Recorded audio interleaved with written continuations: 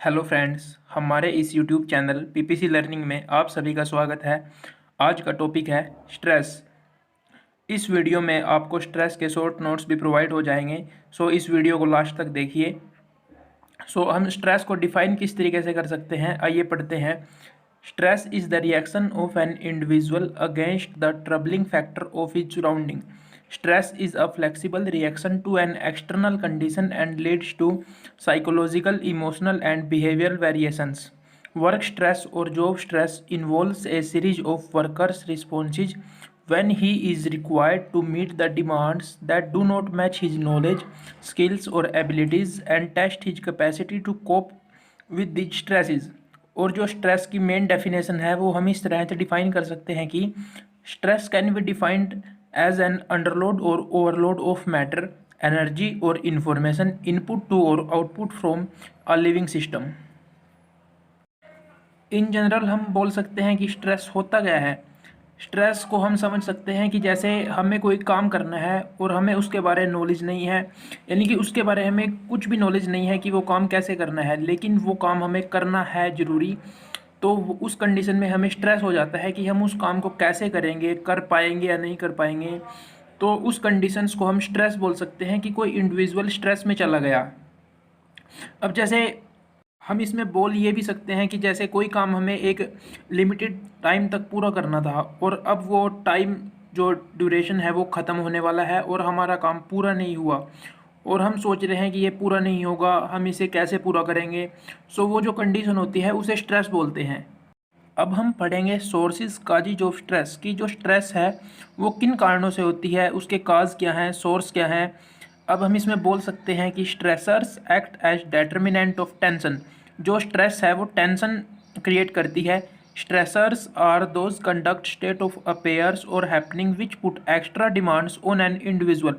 Stress हमें कब होती है, यानी कि किसी भी इंडिविजुअल को स्ट्रेस तब होगी जब उसके ऊपर बहुत से एक्स्ट्रा वर्क या एक्स्ट्रा काम डाल दिया जाएगा, तो वो इंडिविजुअल स्ट्रेस में चला जाएगा कि वो उस काम को कैसे पूरा करेगा। वेरियस सोर्सेज और causes of stress are: number 1 individual stressors.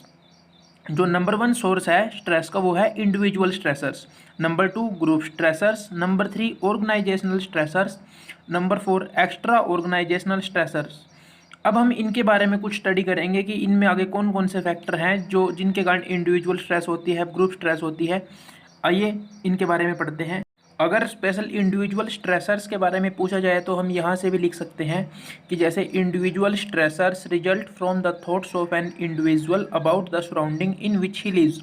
कि जो इंडिविजुअल स्ट्रेस होती है वो किसी इंडिविजुअल की जो सराउंडिंग है जिसमें वह रहता है उसके कारण होती है। The environment is always not frightening. जो एनवायरनमेंट होता है वह हमेशा ही एक तरह का नहीं होता, यानी कि एक तरह का फ्राइटनिंग माहौल किसी एनवायरनमेंट में हर समय नहीं रह सकता। But the individual observes the situation as frightening and response accordingly. लेकिन जिसको स्ट्रेस हो जाती है उस सिचुएशन के बारे, तो वह हमेशा ही नेगेटिव सोचता है और वह उस माहौल को हमेशा ही एक तरह का लेकर चलता है। अब different individual sources of stress are as following. Number 1 है इसमें पर्सनैलिटी टाइप। ये जो है इंटरनल सोर्स है स्ट्रेस का। अब पर्सनैलिटी, हमने एक वीडियो में पर्सनैलिटी के बारे में भी स्टडी किया था। जो पर्सनैलिटी होती है यहाँ पे वो 2 तरह की होती है, type A personality and type B personality. अगर आपको पर्सनैलिटी के बारे में वीडियो देखनी है तो आप मेरे चैनल पर जाकर पर्सनैलिटी टॉपिक सर्च कर वीडियो देख सकते हैं। उसमें मैंने पर्सनैलिटी के शॉर्ट्स नोट भी प्रोवाइड किए हुए हैं। अब इसमें नंबर 2 है role conflict. Number 3 role ambiguity, work overload, यानी कि किसी इंडिविजुअल के ऊपर ओवरलोड होता है वर्क का। रिस्पॉन्सिबिलिटी, जितनी ज़्यादा किसी इंडिविजुअल के ऊपर रिस्पॉन्सिबिलिटीज़ होगी उसको उतना ही ज़्यादा स्ट्रेस फील करेगा वो।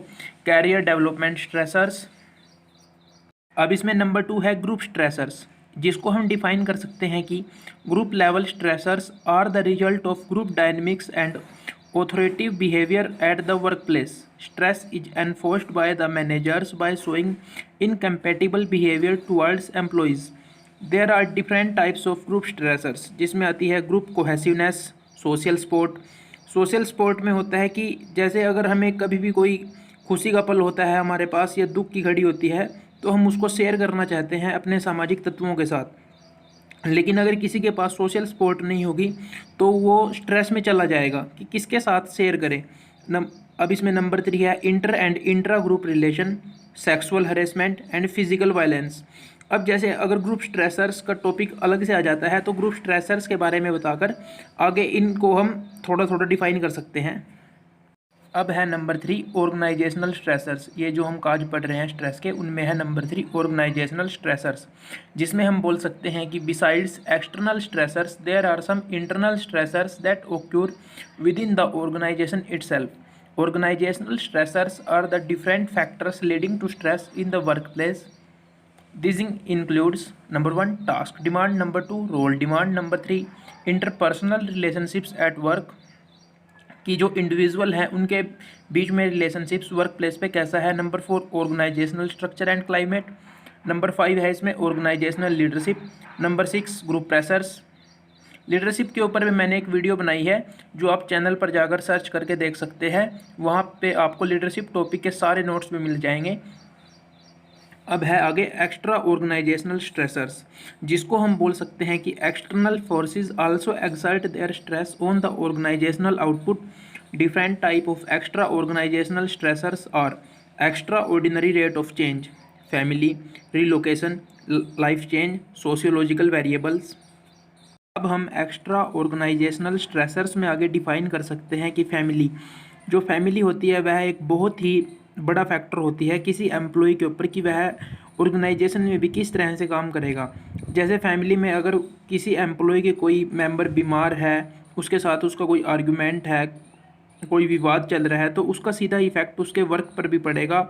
अगर उसकी फैमिली में थोड़ा तनाव है, चाहे वो उसका खुद का तनाव नहीं हो, तो भी वह बंदा स्ट्रेस में रहता है। अब रीलोकेशन, अब जैसे ग्लोबलाइजेशन का वर्ड है, तो इसमें जब भी कोई मैनेजर एक जगह से दूसरी जगह ट्रांसफ़र होता है तो वहाँ पे जाके सारी की सारी कंडीशंस अलग अलग होती है, तो वहाँ पे भी जो माहौल पैदा होता है कि वह उसको कैसे मैनेज करेगा, वहाँ पे भी स्ट्रेस हो जाती है। लाइफ चेंज है, सोशियोलॉजिकल वेरिएबल है। इस तरह से हम स्ट्रेस को डिफ़ाइन कर सकते हैं। स्ट्रेस के बारे में आगे जो टॉपिक है हम उनको अगली वीडियो में कवर करेंगे। तब तक आप सभी अपना ध्यान रखिए। Thank you.